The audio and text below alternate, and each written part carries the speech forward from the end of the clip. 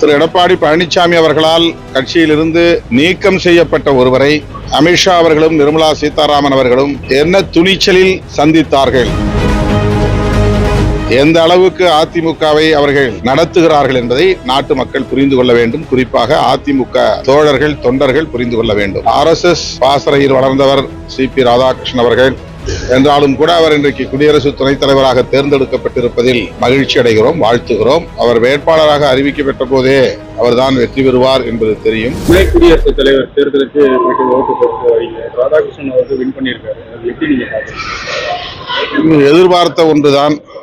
தமிழகத்தை சார்ந்த திரு CP ராதாகிருஷ்ணன் அவர்கள் இந்தியாவின் குடியரசு துணைத் தலைவராக இன்று தேர்ந்தெடுக்கப்பட்டிருக்கிறார். அவர் வேட்பாளராக அறிவிக்கப்பட்ட போதே அவர்தான் வெற்றி பெறுவார் என்பது தெரியும். இருந்தாலும் இந்தியா கூட்டணியை சார்ந்த நாடாளுமன்ற உறுப்பினர்கள் அனைவரும் கட்டுக்கோப்பாக ஒற்றுமையாக திரு சுதர்ஷன் ரெட்டி நீதியரசர் அவர்களுக்கு வாக்களித்திருக்கிறோம். RSS பாசறையில் வளர்ந்தவர் CP ராதாகிருஷ்ணன் அவர்கள் என்றாலும் கூட அவர் இன்றைக்கு குடியரசு துணைத் தலைவராக தேர்ந்தெடுக்கப்பட்டிருப்பதில் மகிழ்ச்சி அடைகிறோம், வாழ்த்துகிறோம். செங்கோட்டையன் அவர்கள் அமித்ஷாவை டெல்லிக்கு போயிட்டு சந்திச்சுட்டு வந்திருக்காரு. சந்திப்பு குறித்து உங்களோட கருத்து? ஏற்கனவே என்னுடைய ஐயத்தை நான் பதிவு செய்திருந்தேன். அவர் தன்னியல்பாக கட்சியின் ஒருங்கிணைப்புக்கு போராடுகிறார் என்றால் அதை வாழ்த்த கடமைப்பட்டிருக்கிறோம்.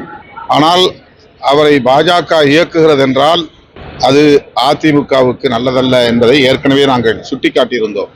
ஐயப்பட்டதை போல அவருக்கு பின்னால் பாஜக இருக்கிறது என்பதை டெல்லியில் அவர் அமித்ஷா அவர்களை சந்தித்ததன் மூலம் உறுதிப்படுத்தி இருக்கிறார். அதிமுகவை கூட்டணியில் இணைத்துக் கொண்டே கபலீகரம் செய்கிற முயற்சியில் பாஜக ஈடுபடுகிறது என்பதை ஏற்கனவே சுட்டிக்காட்டினோம்.